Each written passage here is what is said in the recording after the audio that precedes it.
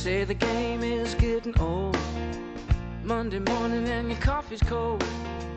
Life is not what you want it to be. Hello, everybody, and welcome to New Direction. My name is Jay Izzo, and wow, let me just tell you, we have an amazing show. Well, I know I say it every week, and I say this every week, that it's amazing, but I'm telling you, got Benjamin Brown. We're going to call him Ben because Ben's amazing. Marine, right? He expert salesperson, sales guru. He's the sales whisperer. I'm telling you, this guy is going to blow you away. He's got this amazing book that you're going to just love that's entitled Master the Art of Closing the Sale. And I am telling you, salespeople, I'm telling you, start watching. Get on here, start watching, because I'm telling you right now, you are going to want to watch or at least listen right now, and because we're going to talk about sales, and you get an opportunity to ask questions today as well as I'm going to talk to him. But so I'm going to give you some time to get your friends on the show and say, oh, hey, look, the New Direction with Jay Izzo, they're going to start talking about sales, and this guy is the sales whisperer, right? And he's also a Marine, and he's like tough, and he's cool, and he's awesome. So, but let's talk about the 4 areas of your life, because we do that every week. We check in and we find out how you doing in the 4 areas of your life, right? Because I believe we are 4-part people. We are physical people, we are mental people, we are emotional people, and we are spiritual people. And I know that we can be at different levels at different times in those 4 areas of our life. And the whole idea is to get us as close to a 10 as we possibly can. Because you have to think about the 4 areas of your life like the 4 legs of a table that you eat off of, right? If you're out of balance, it's kind of hard to eat because that plate's going to slide off the table. If the table's too low, well, if you're sitting in a chair, it's hard to eat too low. You want that table at the perfect height, and that's a 10. All right, whatever that is to you, whatever 10 looks like. So we're going to look at our scale from 0, 1 to 10. How about that? 1 to 10. That makes it easier because 0 is hard to define, right? So physically, this week, how are you doing physically? On a scale of 1 to 10, right?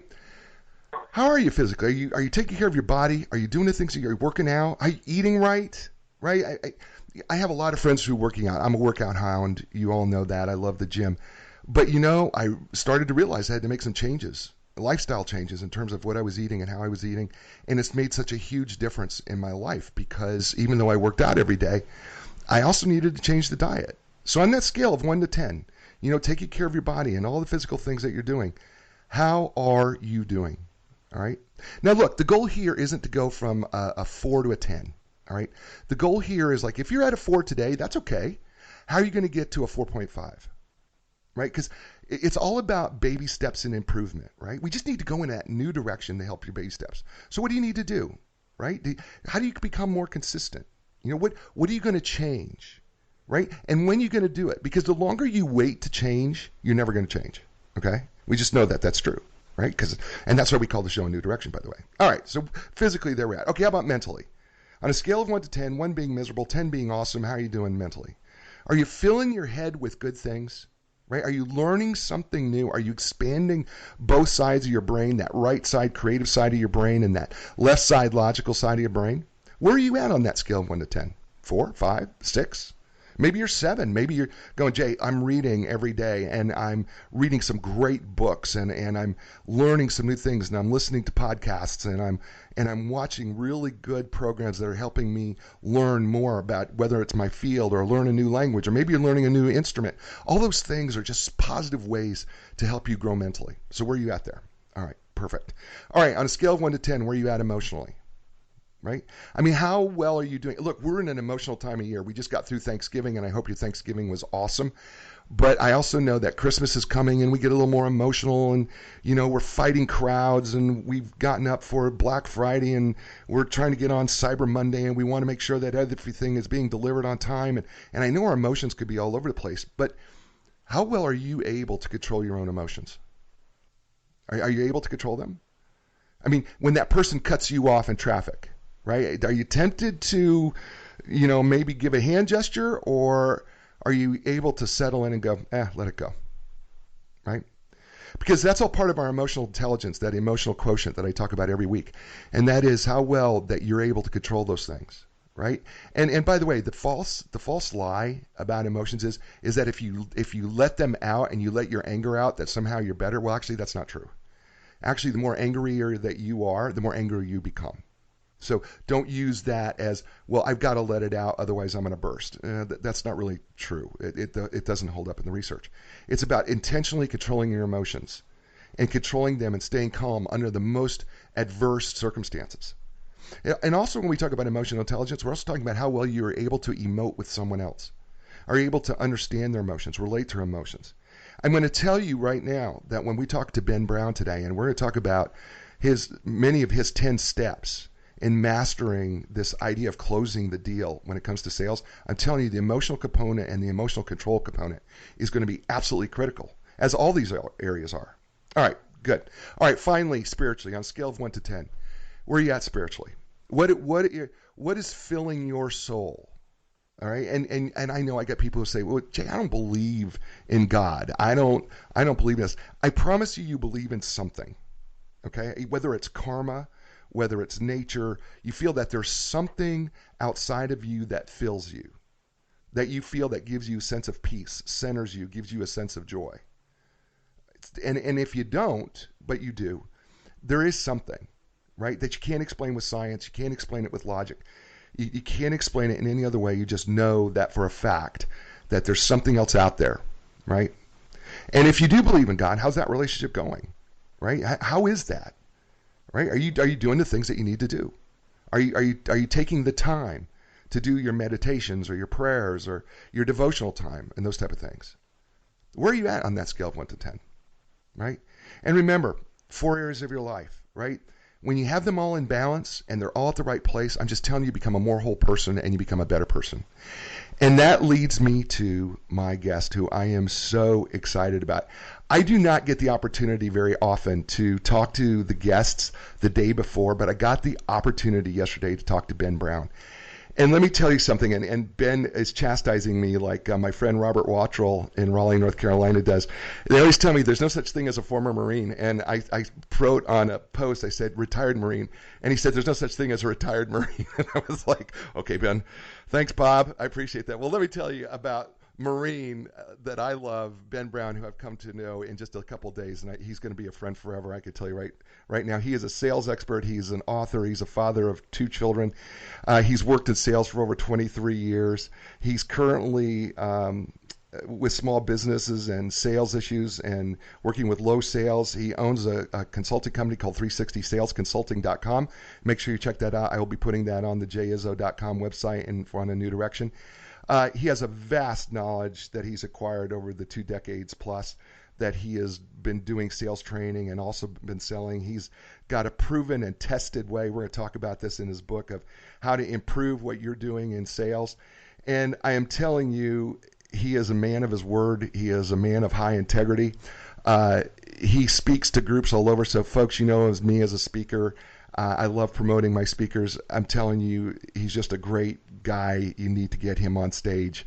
And if you're looking for a great sales presentation to help your salespeople, you need to contact Ben. Just go to 360, that's 360salesconsulting.com. So without further ado, ladies and gentlemen, please welcome Benjamin Brown. Ben, welcome to the show. Semper Fi, how are you doing today, sir? I am well, thank you so much. Ben, I love your book.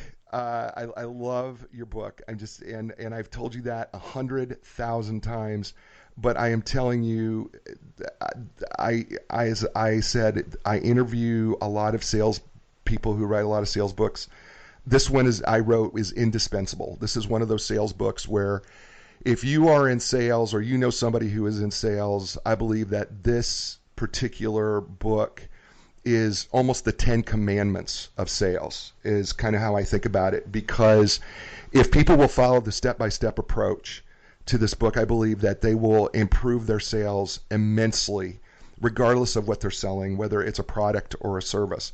And I'm convinced, because I'm trying to memorize these steps actually in order, because as you well know, we're all in sales. You know, you and I talked about this yesterday, that whether I'm trying to sell my wife, me, or whether I'm actually selling in a business, we're all in sales at some level. And so one of the things that impressed me about this book right from the get-go was your passion for sales. And you said repeatedly in the opening remarks of your book, you love sales.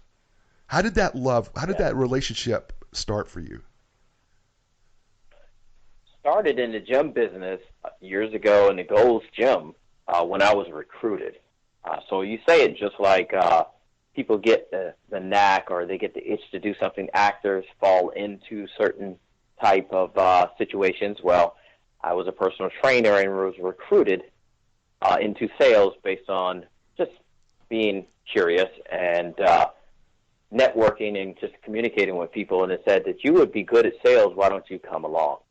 And so one of my first sales managers, and the guy who got me in was by the name of Stuart Vesby. You never forget it, like a casting agent, and taught me the 3 simple steps with gym businesses where various businesses have different sales steps. And that was the first introduction into sales, realizing that if you had the proper steps and its proper training, that sales can become easier. Now, as you go into more intricate sales, you will need more training.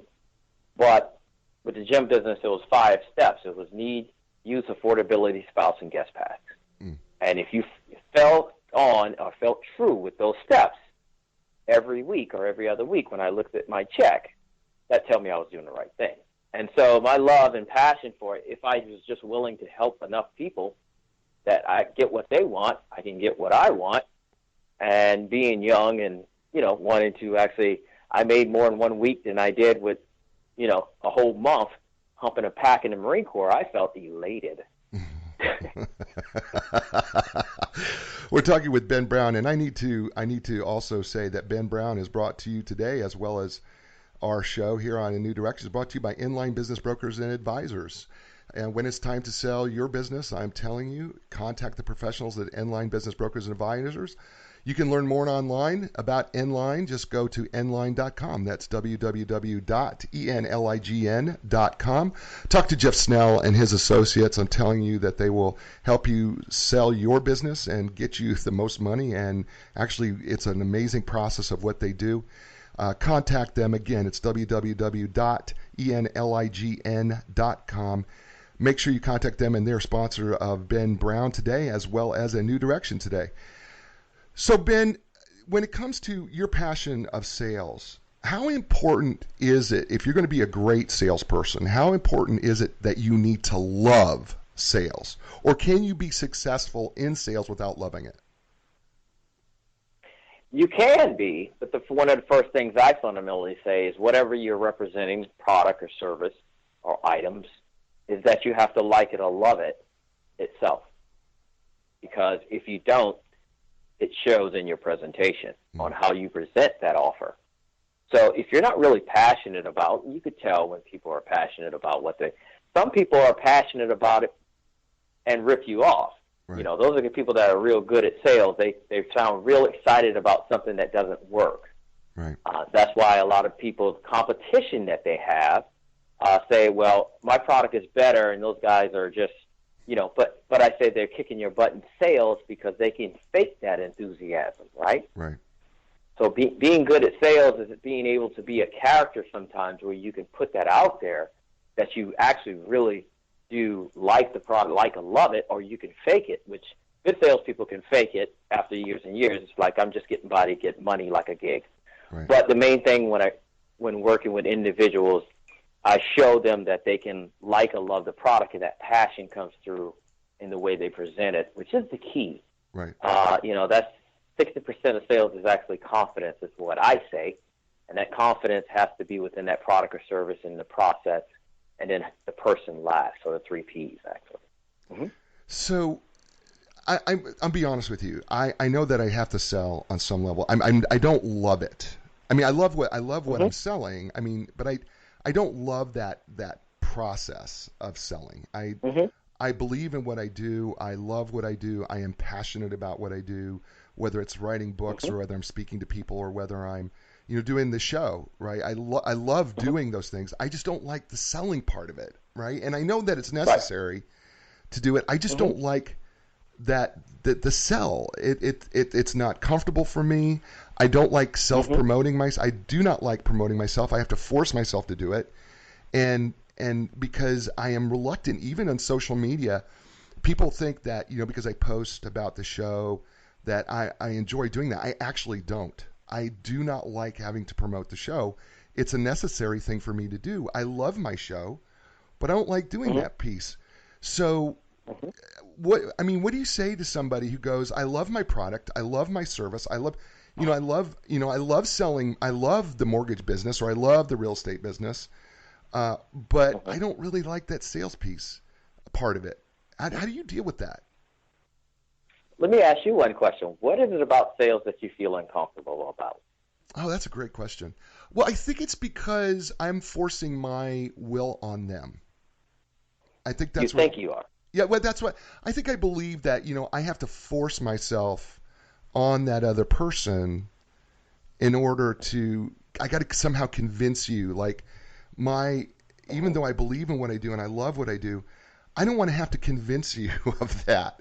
I just want you to it's kind of that Close Encounters of a Third, or no, not Close Encounters, it was Field of Dreams. If you build it, they will come, or whatever it is. I kind of want to go. Right. I have a great product, and I have a great service, and I'm trying to help as many people as I possibly can. I don't want to have to push myself out on you to convince you to do that. That's what makes me uncomfortable. Okay, Jay, let's answer that question for you. Okay. Right? So the first thing you said in the couple of sentences that you just gave me, the word that just kept popping up because I listened, sales, the word you kept saying was convince. Right. You said that about 3 or 4 times. Yeah. I have to convince. Right. I have to convince. Right. Who do you have to convince? You have to convince them, or you have to convince yourself? Well, I feel like I got to convince them. You sound like you have to convince yourself. So let me give you an analogy where you can understand. Ouch, Ben. Ouch. That will help you a little bit here. That hurts. If you go on a tour of a park, you go there with your family on a tour, and you go up there and there's a tour guide, you pay that tour guide money, and he starts you off and he says, well, let's go look at the monkeys. And he goes, what do you guys want? You want to look at the monkeys? And you go, yeah, we want to look at the monkeys. He goes, well, I think it's this way. Let's see if it's this way, or maybe it's that way. Wait a minute, it's this way.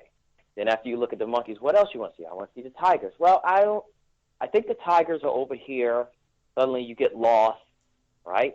So what does your experience feel like, right? This guy is not really knowledgeable. I paid him money to give me a tour, and he doesn't know what he's doing, right? You would feel kind of bad, right? Sure, it would. Yeah. Okay. So that's the same type of feeling that you have when you go and you're interested in a product and the salesperson doesn't have a sales process. They're fumbling around. They're uncomfortable, and they're not going to give you a good tour of their product or service. So when you say salesy or convince them, you're not really convincing them. You're giving them a tour of something that they're interested in that can help them, and giving them a good tour on why it would help the product or problem that they have. So a sales process, if you look at it from your perspective, right, is giving them a proper tour of what you need to give them so it would help them. You're not selling them. Yeah, maybe I don't like the terminology then, Ben. Maybe I feel uncomfortable with the terminology. Okay. I'm going to give a little bit of education. I will lay back and give you some questions here. But sure. The main thing, when people come to me and say, I don't want to sound too salesy. Right. Right? There's no such word. Right? We're all born to sell. All of us. When you're a child, you wanted milk, you ask your mother for milk. You wanted to get picked up, that's a sale. That's a constant close. Now, I'm going to give you the 4 best salespeople in the United States and why. Okay. Would that be okay? Sure. Yeah, let's go for it. Okay. See if this makes sense. Number 1, the best salesperson out of the 4 is a child, because a child can close. They don't have to tell you what they want and why they want it. They just ask for it, and they ask until you break. They close.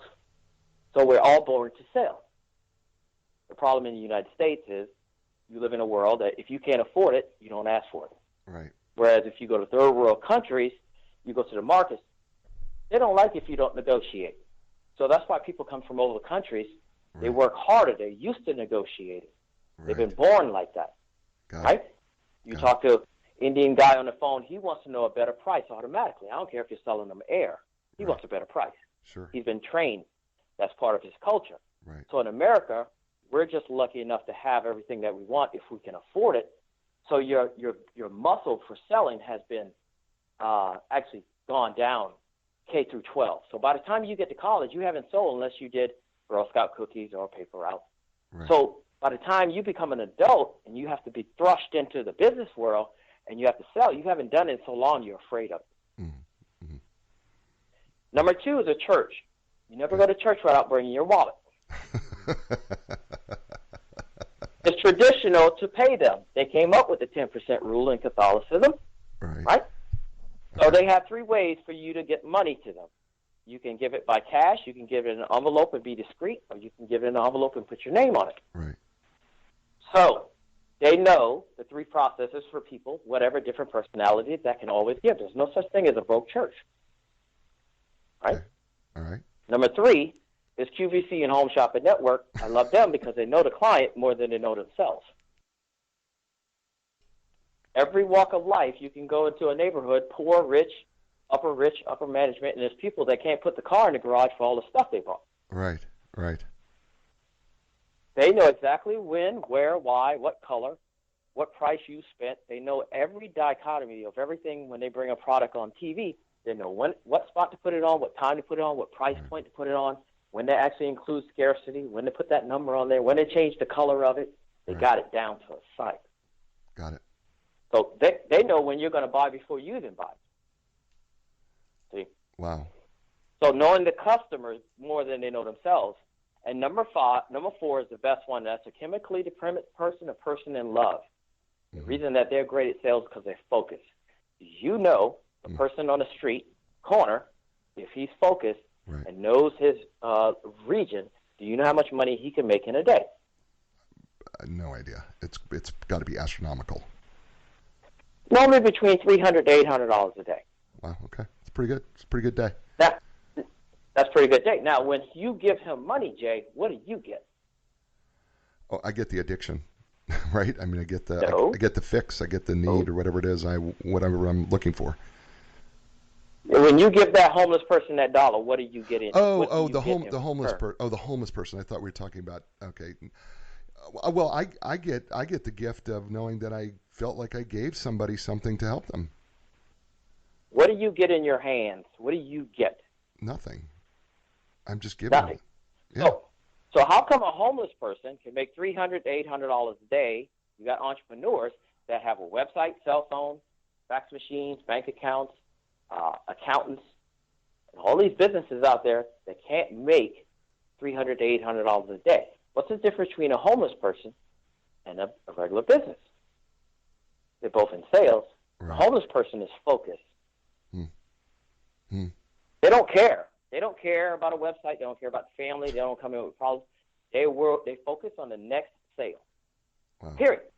Wow. They don't care what they look like, what they smell like, and that's why they don't need to be out there every day, because they don't need to be making $9,000 a month. They don't need it. That's why they go back to the park. They sit down until they need more money.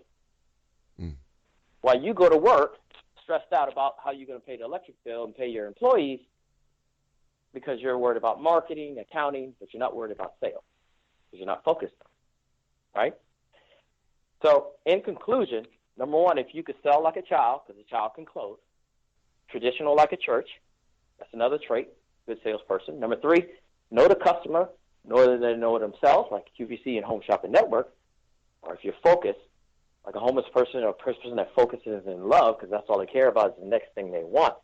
If you have any one of those 4 characters, you could be a good salesperson. Wow. If you have all 4 of those characters, you're dangerous. Okay, I hope everybody heard that. I really do hope everybody heard that. And by the way, I know that some of you are going to be listening to this on a podcast, and you're probably doing that right now.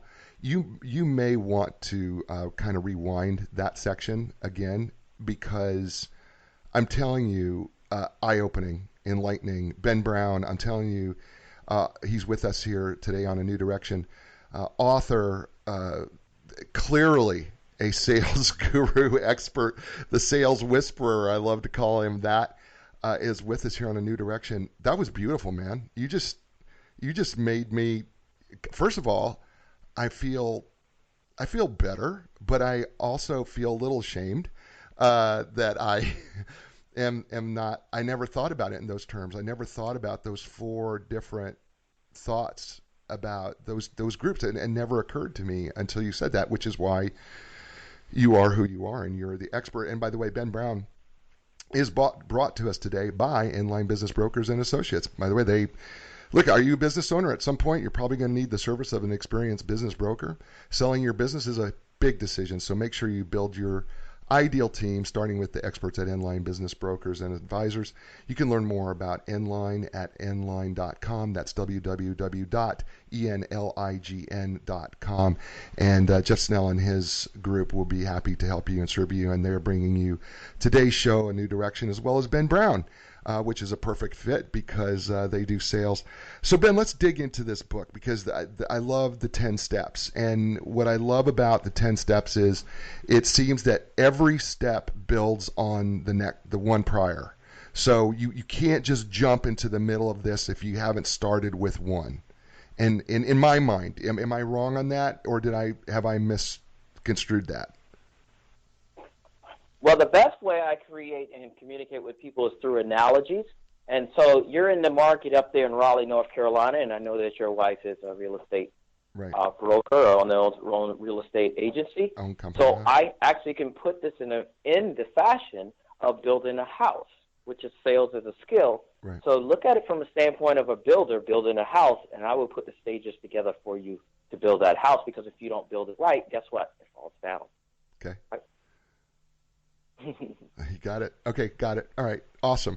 All right, so then let's start. Let's just dig right in. Let's start step 1. Step 1 is getting prepared. Mm-hmm. Right?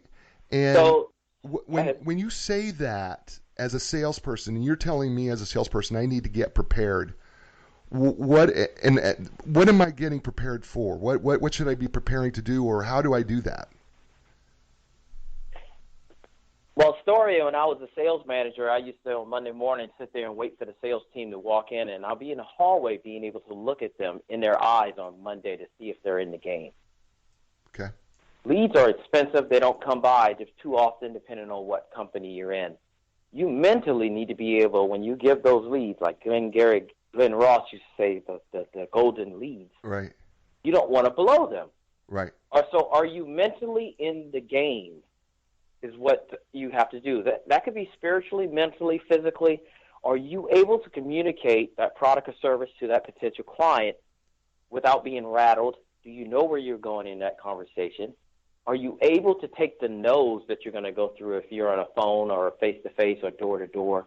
Because that takes a lot of it takes a lot out of you for those no's. And you have to be physically able to take that. Right. That's why a lot of people don't do sales or are uncomfortable, because something within them do not like rejection. Oh, there's no doubt. There's no doubt about that. I agree with that 100%. So are you ready to be rejected? If not, then you need to be ready, because there's no such thing as 100%. There's no such thing as a perfect pitch. You're continuously growing. So not that it's a foundation, but getting prepared is, on Sunday, do you have your leads ready for Monday? So when you hit the ground running 8:30 in the morning, normally when you want to contact people at any market is normally 8 to 11 a.m. in the morning, not 4 or 3 in the afternoon when people are already checked out.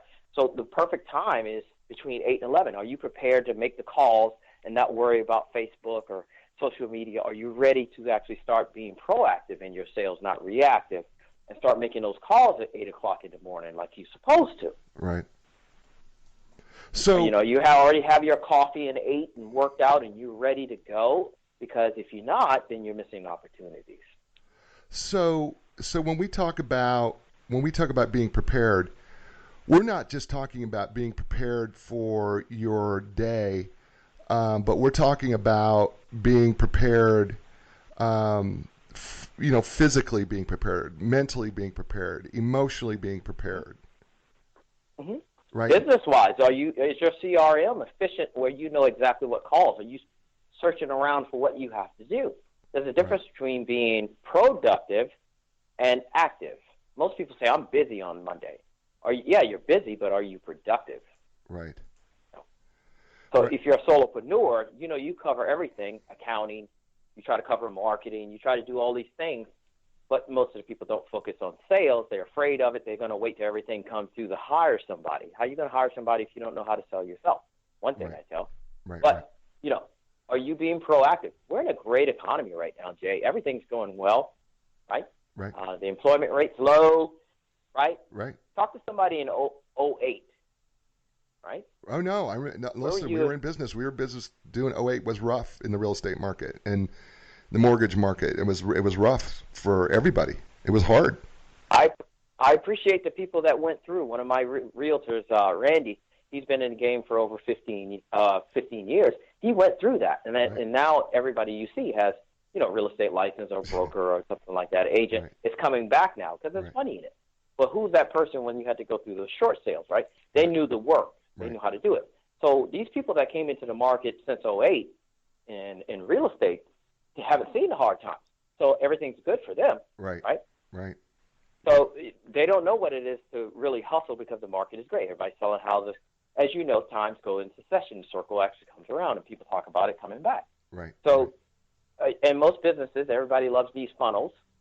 Hey, I get emails, and they click on this, and they're supposed to buy, and I don't even have to pick up the phone. That is perfect. Great. I love those businesses. Right. But what happens when that go away? Your competition, you have to pick up the phone and be proactive. Right. They can't do it. That's why those businesses go away. Yeah, isn't that interesting that it was interesting, when the market was great, we had all this competition that was around, and then as soon as the market tanked, all of this competition disappeared, and literally, because I follow what's going on in the real estate world in our area, right, we were down to around between 4,000, 5,000 realtors total in our market here, according to the multiple listing service here. And now we're like at 13,000, right? No, I mean, you were right. I mean, it's just what you said. Everybody is now got a real estate license. And I mean, we literally in 2008, we were down 4,000, 5,000 realtors. We're 13,000 plus now. I mean, and yeah. I mean, and I know what's going to happen because this cycles. I tell people all the time, this all is cycles, right? You blame whoever you want to blame. It just cycles. The market's going to go bad again at some point. It's going to get rough, and then you know what? We're going to be back down to 4,000, 5,000 realtors again, and it's exactly what's going to happen. And you're going to have those people. I believe you're going to have those people who either know how to sell, as you describe it in your book, that are going to be the ones who are going to survive the market. I think those are the survivors, are the ones who really understand this process. Right? They have a plan. They understand it. Instead of just aspirations, they have a process, and they also have a sales process. So they know that, and they're able to handle that. So they're going to get through the storm. Right. Yeah, and I think this storm's coming. Yeah, no, it always does. It always does. And we're talking with Ben Brown, author of an amazing book. By the way, check it out on Amazon for sure. Master the Art of Closing the Sale. And I love the title of the book because it's not mastering sales, it's closing the sale, right? And I think people need to understand that clearly, is that your book really, really talks about we're talking about closing. And we just talked briefly about step one, getting yourself prepared. And so if you got the preparation, we move on to step two, which is research and relate. What do you mean research and relate? What does that mean? So now that we got the spot we're laying the house, we're now laying the foundation for the house, and that's research and relate. Okay. And with all the technology that we had back in the days, when you contacted people, you really sometimes was cold. Now with social media, LinkedIn, everybody has a profile that has money. So in most cases, depending on your product or service, you have opportunities to do a little digging in on that person before you actually start reaching. They talk about relate sales or relating sales, or where you actually get to know the person. So the problem in sales is that people don't ask enough difficult questions. They're afraid to because I don't know you. Okay? Mm. So I went into I'll tell you a story. I went into a real estate. I was doing a talk to about 15 people in healthcare. They were insurance, commercial healthcare.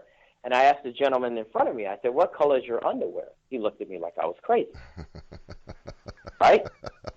So I said, now, if I came up to you and said, hi, my name is Ben Brown, where are you from? Oh, you're from there? You're from Texas? Are you a Cowboys fan? I love Cowboys, too. Cowboys are great. How long have you been a fan? Who's your favorite player? Right. Blah, blah, blah, blah, blah. And I said, well, I was going to go to JCPenney's the other day for my wife. She was laughing at my underwear. My underwear is normally blue. What color is yours? The guy goes, green. I said, there it is. How long did it take me to get the color? Gotcha. Didn't take long at all. Connect and relate. Right. The difference, and here's a hot button for you, the difference between a good and a great salesperson is the number of questions that you ask and the more difficult questions that you ask. That's all. So, and because your confidence is low, you're not asking the tough questions. So when you're talking about research and relate, right? What we're talking about here is digging deeper into. I mean, it's not just trying to build rapport. We're going beyond building rapport here. Yeah. The deeper you go, the better the sale is. But people don't do that. They don't have time for that. They rather talk in quick pitch, talk fast, right? Not listen, and then fumble their words and don't know where they're going and all these other things, and it's a bad performance. You're giving a bad tour of your product. Yeah, I do. You and I were talking, and I had done a lot. I researched you. I research all my guests, by the way. Try to find out something about them that might be, different or unique, or just a little personal tidbit. And you and I talked a bit about you being a Cowboys fan, which is unfortunate. And that you're we play the Saints tonight. Give us hope. I had to throw that dig in there. I had to. Yeah, I know. You had it coming though. I mean, that's what friends do. And you were wearing your Tony Dorsett jersey, and I was watching, and clearly you have this amazing relationship with your children, and they see you as a hero, and get to watch. And I tell people all the time, just like you said in your book, we have this thing called social media. It would serve you to go beyond the LinkedIn profile, which could tell you a lot, but move into what is this person really about? Because one of the things I learned about is that you actually have eclectic music tastes. Yeah, you love jazz, and yeah, you love some blues, but you have this a really incredible eclectic musical taste that I found to be really quite fascinating, because I mean there are so many genres of music that you enjoy that I was like, wow, that's pretty cool.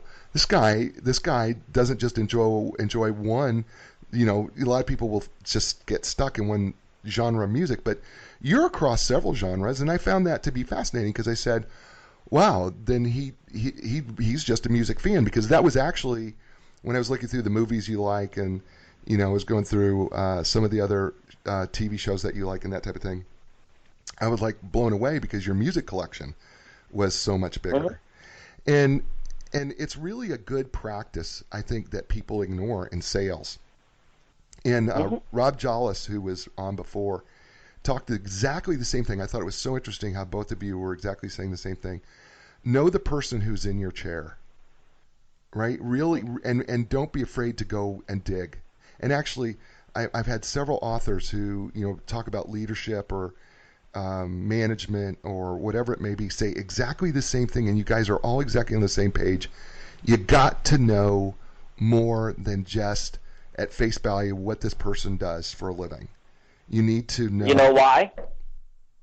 Well, for me, it solidifies the relationship. True, but the biggest reason and a little quiet secret is that in the end, after selling you and making you happy, I'm going to make my job easier by asking you for your friends and family to buy my product as well. And so that process needs to be smooth so I can ask. I've earned a right to ask for referrals, which makes my business grow by 20 to 40% because I haven't done it before. Okay, that's beautiful. That's beautiful, and I hope people pay attention to that, because you're actually using step 2 here to set up really step 10. you're using step 2 to set up step 10. So if you really know the person, it makes it so much easier to ask for the referral or ask for the testimonial because you've done your homework beyond what do you do for a living, how many kids do you have, are you married, divorced, or whatever. You actually know the color of the person's underwear, their favorite sports teams, that type of thing. You actually by the way, I do appreciate that you're a Boston Celtics fan, but that's just saying something outside of that. But I had to throw that in there. But I mean, when you're going beyond that piece, then I could see that makes step 10 much easier than to get to because they appreciate the fact that you know them on a much more deeper level. Mm-hmm. I love that. Okay, so we get through these 2 steps, and your step 3 was qualifying potential customers. Mm-hmm. Is this where salespeople have a tendency to fall apart a little bit? Absolutely. The purpose of step 3 is to save time. If you're not qualified and you're not the person I need to speak with, you're not the person that can afford my product, you're not the person who needs my product, why are we spending time? I need to get on to somebody I can help. So I need to find that out. I don't need to call you back. Right. People have these processes where they get the person the quote, and then they call them back and all that. I'm like, why are you doing that? Right. Well, that's what we normally do. I'm like, how much time are you wasting trying to get them back on the phone and the sales already cooled down? Right. Or they get on there and they call the person back and they say, well, I love your quote, but I need to talk to somebody else. Or I need to talk to my wife, or I need to talk to John. And you're like, who's John? Right? That's egg on your face. That's your fault. That's not them. Right. Remember, resentment there's nothing worse than a resentful salesperson that starts taking the potential client's side when you ask them, where's the sale? And they go, well, he said, or they said, or they're doing it. I'm like, why are you defending them? You need to get the sale. Right. Yeah. So, yeah, because, right, we start blaming the quote-unquote customer when it's really blaming everything. Yeah, we blame everybody but ourselves. Everything. Right? Uh-huh. Right? Yep. Because the truth of the matter is, if I would have really qualified and said, asked, if you could, if you, are you the person who, could we sign the papers with you today? I mean, or whatever that issue is, are you the decision maker? However we get to that question, which is ultimately important, there's no reason to waste your time. And I think we miss that. I think we become busybody salespeople where we've got a live body in the office. And so we think that we're actually working. But the truth is, if the person doesn't even have the ability to make the decision, why are they even in the office? Here's a golden nugget. One statement that you add into your repertoire is you say, if I'm having a communication with you, Jay, and you told me you're the decision maker, I come back to you a little bit later on and I drop this statement on it. Now, Jay, you told me you're the decision maker on this, but who besides yourself makes decisions about this? Right? Buyers are liars. You're the decision maker? Yeah, I'm the decision maker. Putting drapes in your house? Yeah, I'll write the check. Great.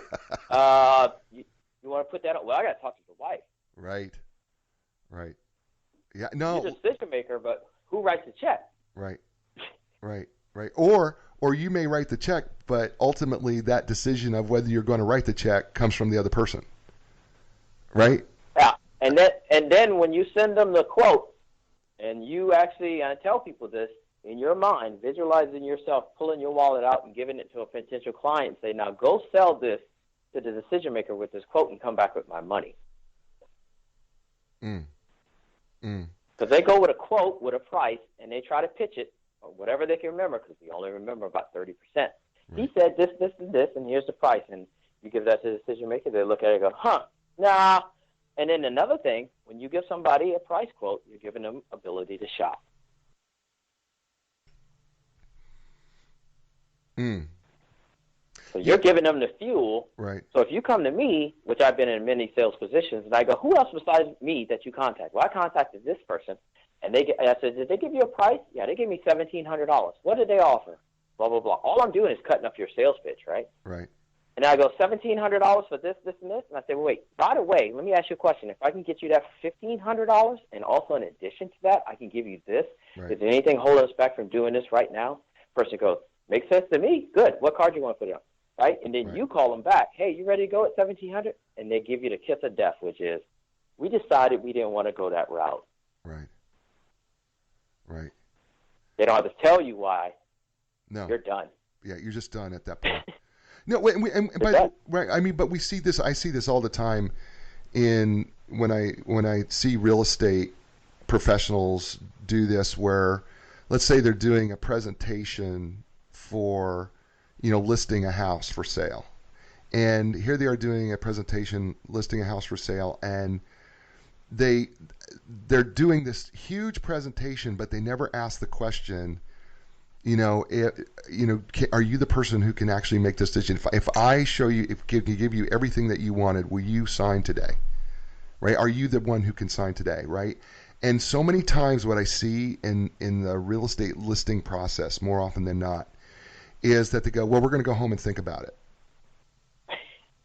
Well, and I go, and I'm like going, man, and when I read your book, I mean, immediately that whole process came to mind, because I used to do some real estate in back in the day, and I remember going, man, what do you mean you got to go think about it? I gave you everything that I thought you wanted. I thought we had something going here, and you're telling me, yeah, well, we're going to interview 2 other realtors, right? And you're going, what? What did I miss, right? Yeah. Right? And this is part of that qualifying the potential customer piece, right? Because, I mean, I should have probably known that they're going to interview 3 other realtors, right? First of all. Yep. And then I'm guessing that if you're going to interview 3 other realtors, I probably want to be the 3rd. Yeah. So you could have answered that and saved yourself hours of time and setting that appointment up, and by asking them. Now, besides me, is there any other realtors that you're potentially looking to qualify for this property that you're listing? Right. One simple question, and buyers are liars. So, but if you connect and relate it, they'd be like, yeah, we've been looking at a couple other people. Now, do you want me to be last because I'm the best, or you want me to first because we're signing on the dotted line? Right. Yeah, it's a great it's a great point.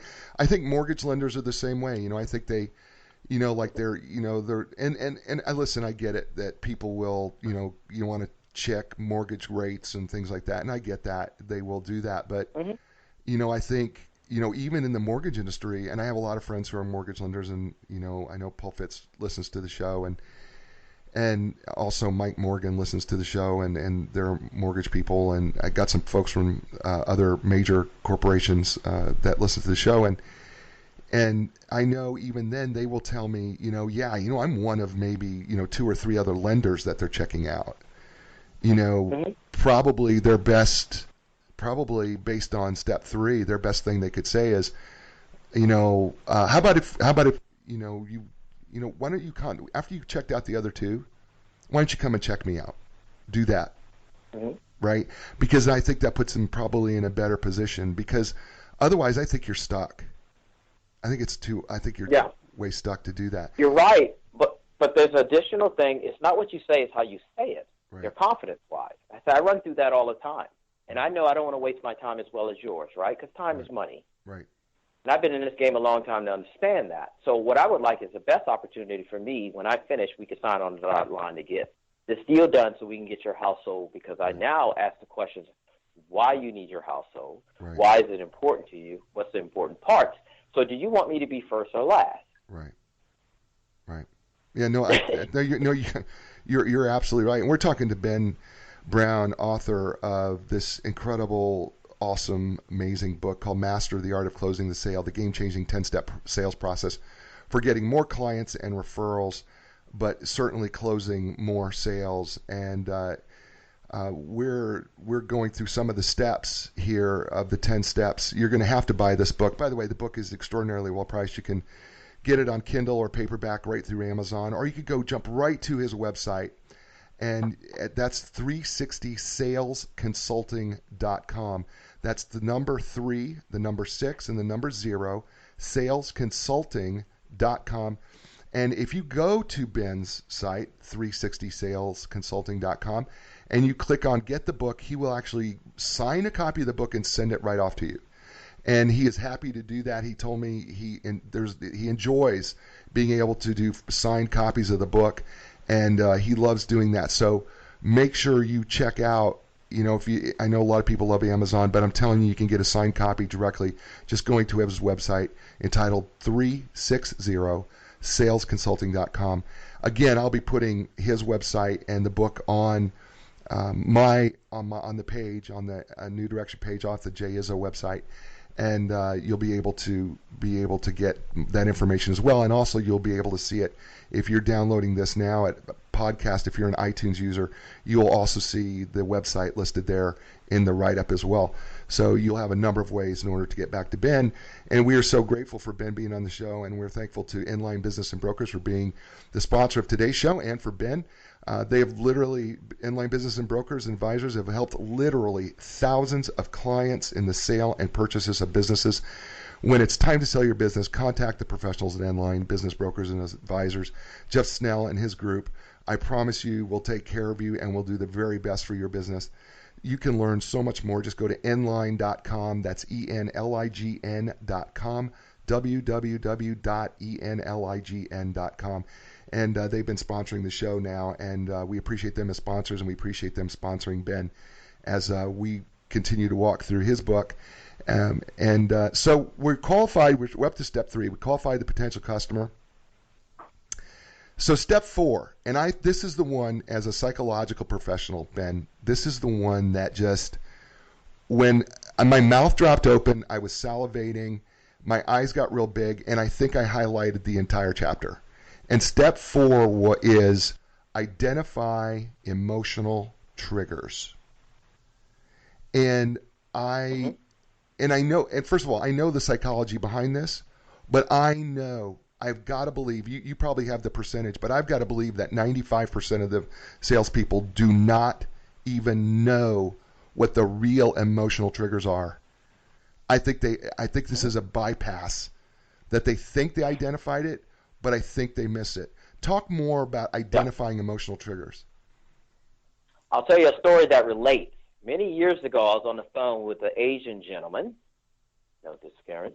And he was going to buy about $2,000 on the phone. We went through the sales presentation, and one of them was emotional triggers with that process that I use. I knew about it. I kind of didn't get into it enough. I got towards the close, all the way down to 10 or 9, and started closing the gentleman. And he continued to stay on the phone, and he would not close. And I said, he's qualified. He has the money. He kind of, wants it. Right. I can't get this guy to close. He's still staying on the phone. Something's not right. So I started looking at my chart, which I always tell people, look at your chart, your process in front of you. See what you missed. Stay on the phone. Stay calm. Don't freak out. Right. Stay in the moment. Listen. And you'll find out where you missed it if you're good enough in sales. You just don't get off the phone and run away.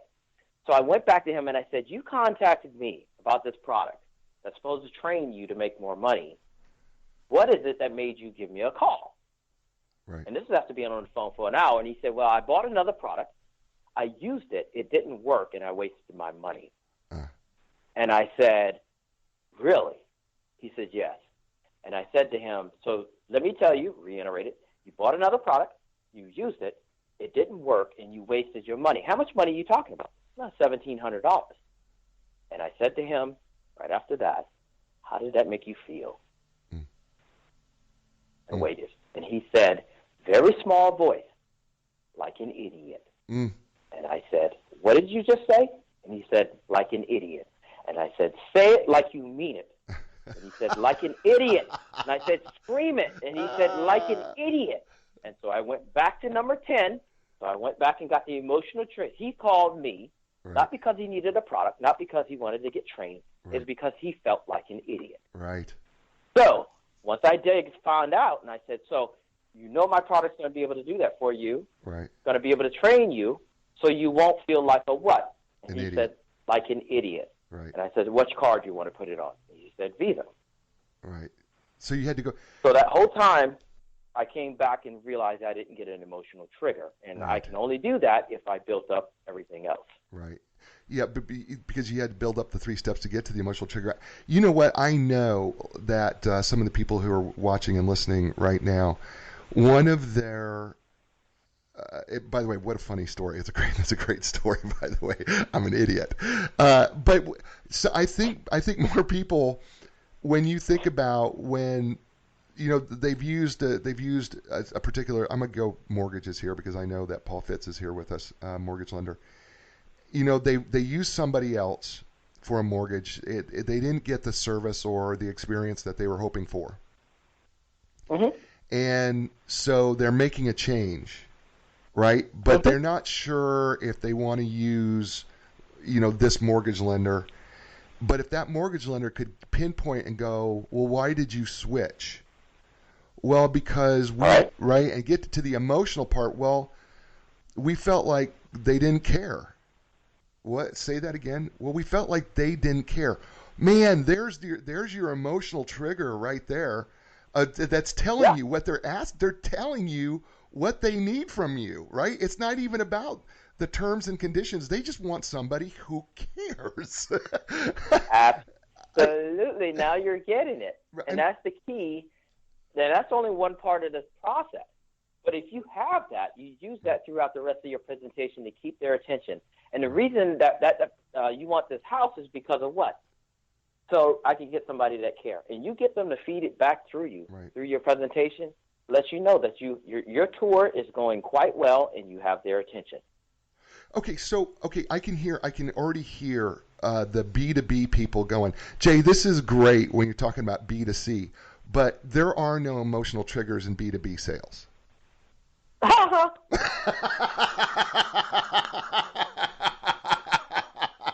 That is the greatest response ever. All right, so go ahead. Walk us through a B2B example of an emotional trigger. All right, you're an HR director looking for a program that's going to help you for everything else. Now, what is that going to do when you get the program? It's going to save you time. Right. And if you bring in the right program, what is that going to do for you? Well, it'll give you more status, and it might give me abilities for people to look at, hey, we did good for it. So when you do your proposal or when they do analysis of you every year, you're the one that brought that in. So what do you think that's going to do? Well, it might be able to give me a raise. A raise. Wow. Okay, so what are we talking about with a raise?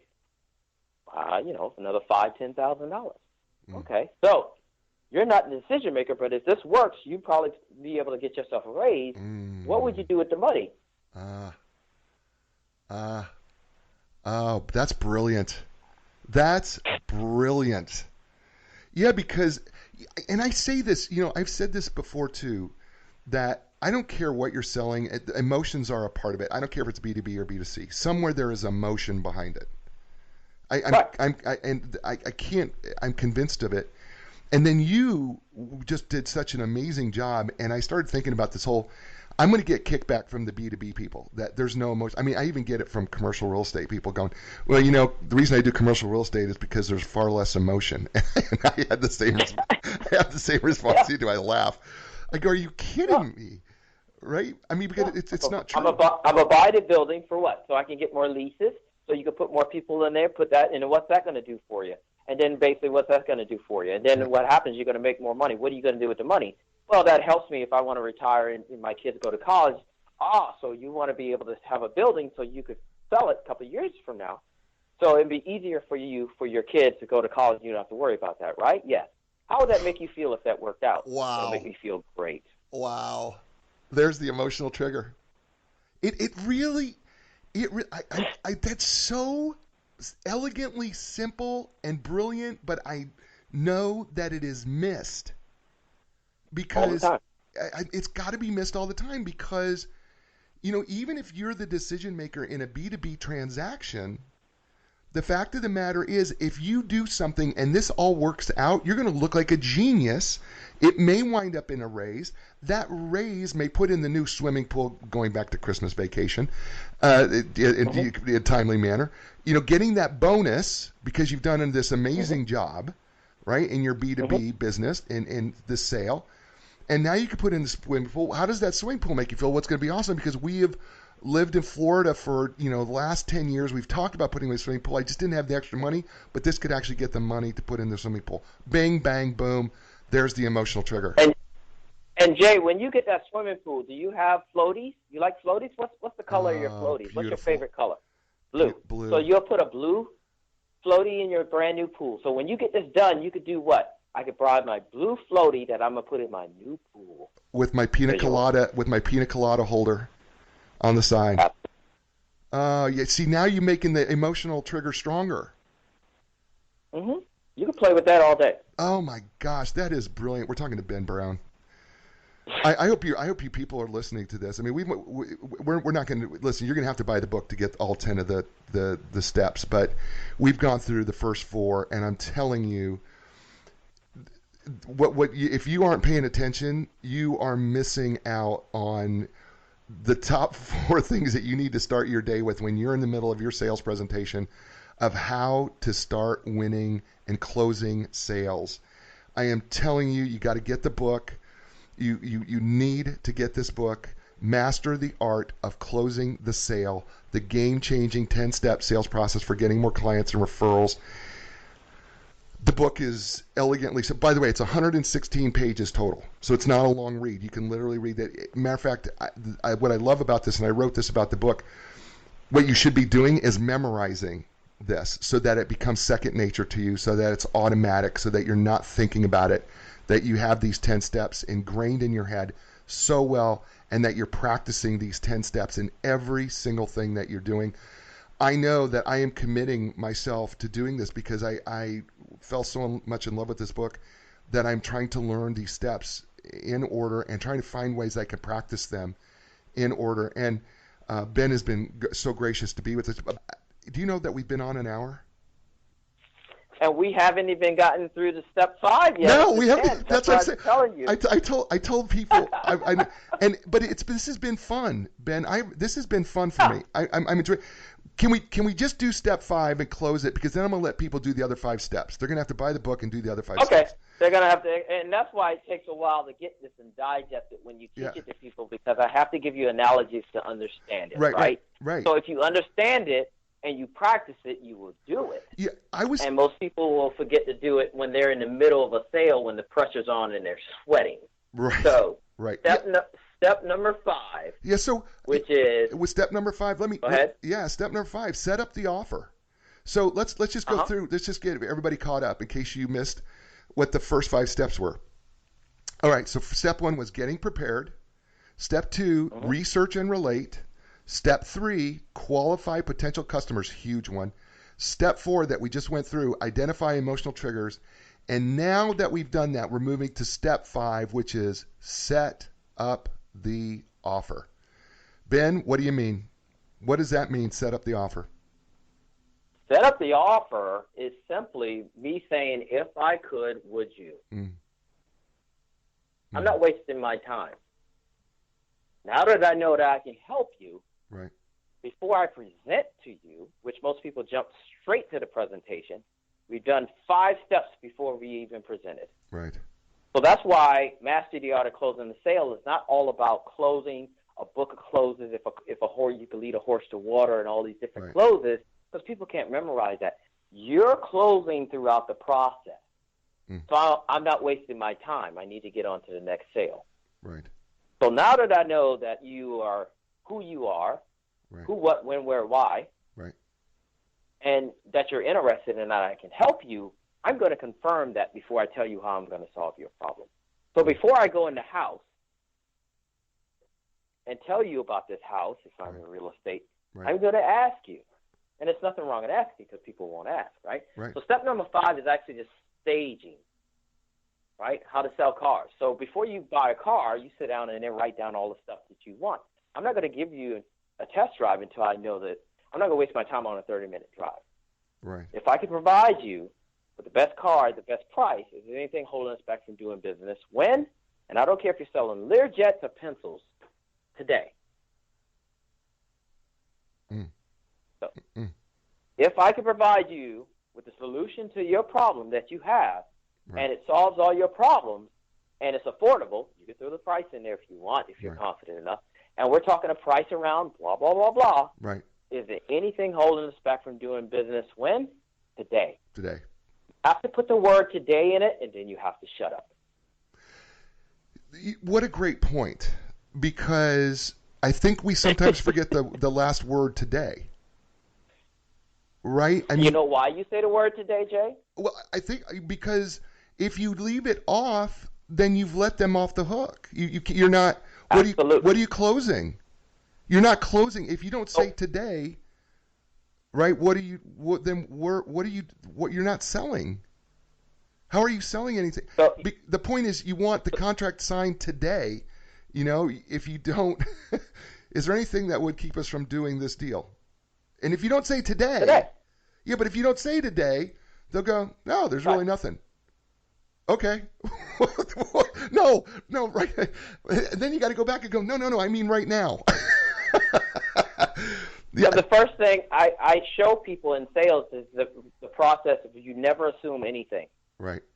That's the first mindset. It's all ruled by questions. So you have to look at it from a mindset of a sales manager asking you what happened to the sale, and you have to tell me why you didn't get the sale. Not an excuse. Right. I wasn't effective. I missed this step. Right. I assumed they was qualified. Then they came back and told me it was somebody else. That way you know how to improve your sales process, which is skill. Constantly, you're getting better or worse every day. And that's what sales is.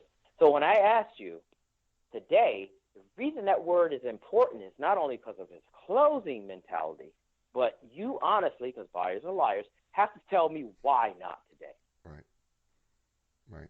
Well, it sounds good, but I got to talk to, Jane, and you're like, we didn't talk about Jane. In step 3. Jane. Yeah. Well, and right, because here's what happens. Here's what happens, right? So you qualify in step 3, and you think you got all the information. You do the emotional triggers. Here you are now setting up the offer today, and then they go back. Oh yeah, well there is Jane. Oh whoa. Yeah. Whoa.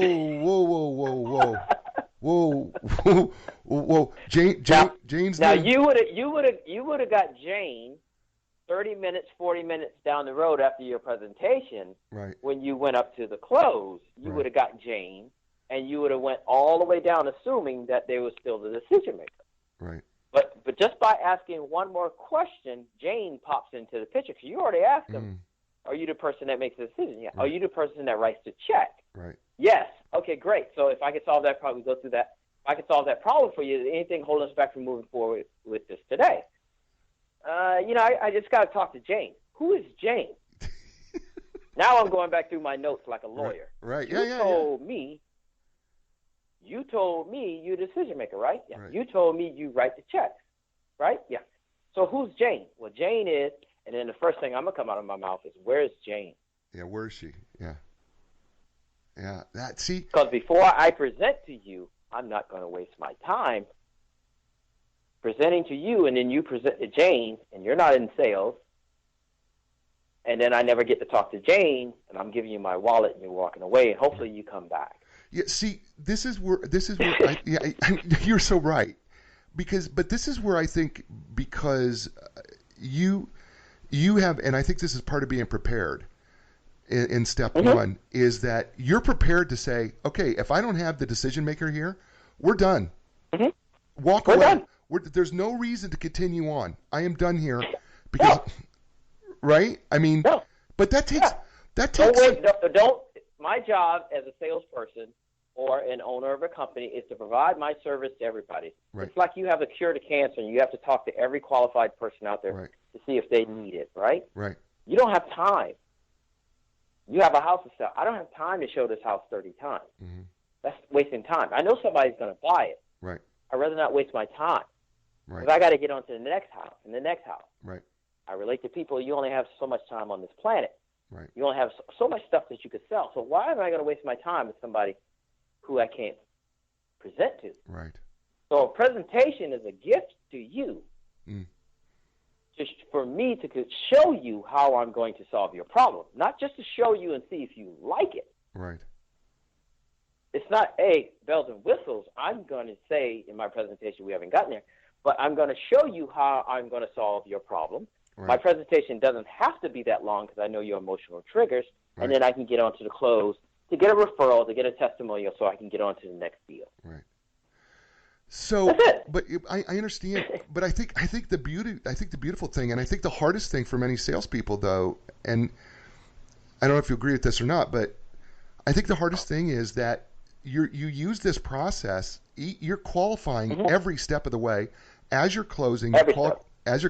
And when you get to that point where all of a sudden we've gone through, we're up to step 5, and all of a sudden Jane comes out of nowhere, and you can't make this decision without Jane, who you never brought up in step 3. And again, Mm-hmm. you know, maybe I didn't ask the right questions as a salesperson, but then that's when it's got to stop. There's no reason to continue. No, I want to go in and see the house. But that's not what we I would love for do. you to show you the house, but that's I not what we can't show it do. to you until Jane comes. Yeah, but that's not what we typically do. You know what we're going to do? I'm going to show you 20 more houses. Yeah, I'm going to give you the best presentation ever known to man. But you're because never going to get a decision. I need for you to remember 30% of it so you could pitch it to Jane. And you're never going to get a decision today. And you've just wasted the rest of your day without somebody who can make a decision. So why are you continuing? And here's the golden nugget. From the time you give a presentation, and close or try to close, from the time you disengage, whether in person or on phone or on email, that sale, which is real hot because you qualified, you did everything, Right. starts to cool off. Mm. Every day, every hour. Every You minute. ever call somebody back and they go, "Oh, I remember you Right. from last week," because you couldn't get them on the phone. Right. So how are you going to close when that guy is cold as ice because you couldn't close? Right. God, this is so. I could keep you on for another day if you and I could make it. It would be awesome. But okay, listen, we have been doing this now for almost an hour and 15 minutes. We've been talking to Ben Brown, author, sales whisperer, sales expert, sales trainer, owner of 360 Sales Consulting. Check out 360salesconsulting.com. We have been with him for an hour and 15 minutes, and you've been listening to A New Direction with me. And he's been brought to you by Inline Business Brokers and Advisors. They represent privately held companies with gross annual revenues in excess of $1 million.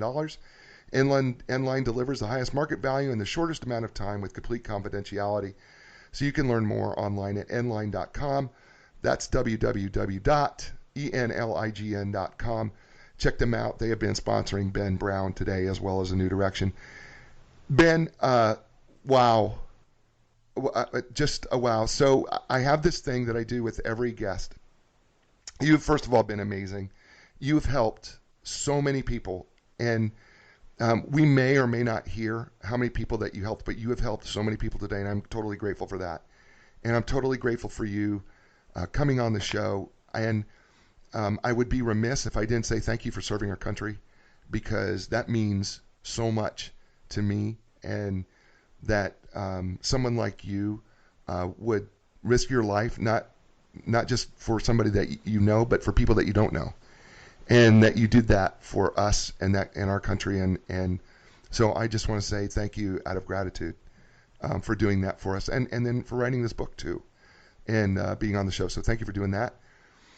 But I want to also ask you, because I ask every guest to do this, if you could leave a summary statement for the listeners to help them find a new direction when it comes to closing the sale, what would be your final statement that you would make to help them find a new direction in closing the sale? Like it, love it, or leave it. Wow. It doesn't get any simpler than that. Ladies and gentlemen, the absolutely awesome Ben Brown. Folks, get the book. Amazon, go to 360salesconsulting.com. He'll sign a copy for you if you go there. It's just 360salesconsulting.com. He will sign the book for you. He will send it to you. Yes, you can get it on Amazon. Yes, you can get it on Kindle. But just get a signed copy. You've heard him. I'm telling you, you got something today. He kept giving you golden nuggets today. I'm telling you got something that's going to make you so much better in sales. And Ben, I can't thank you enough Thank you so much for being on the show. Can we do this again sometime? Yeah. Yeah, anytime you want. No problem. I can talk all day. I'm sorry. I gotta do something about the Cowboys thing. So we're gonna have to kind of re-educate you maybe on that team. That's ingrained, knowing the fact that you're a Steelers fan. We're at opposites on that, and we will continue to be. And there's nothing wrong with being wrong sometimes. So I'll sell you on the fact. And Jerry Jones will open up fan club applications next year, and I'll let you know when you can apply. As you can tell, he has a tremendous sense of humor. He's a lot of fun, but he's also an amazing professional and a great expert. Hire him for your sales team. If you want to improve your sales team, I'm telling you, you want to get a hold of him, just go to 360salesconsulting.com. He's fantastic. And folks, as I say at every show, look, be inspired, because when you're inspired, you can inspire someone else. And if we do that with something as simple as a smile, a laugh, a handshake, or just look somebody in the eye, we can actually change this world one person at a time by inspiring each other. I will talk to you soon. Ciao, everybody. You got to know you can survive. This is your time to fly. A new direction, a brand new day. A new direction, things are gonna change. You can find the strength to go a different way.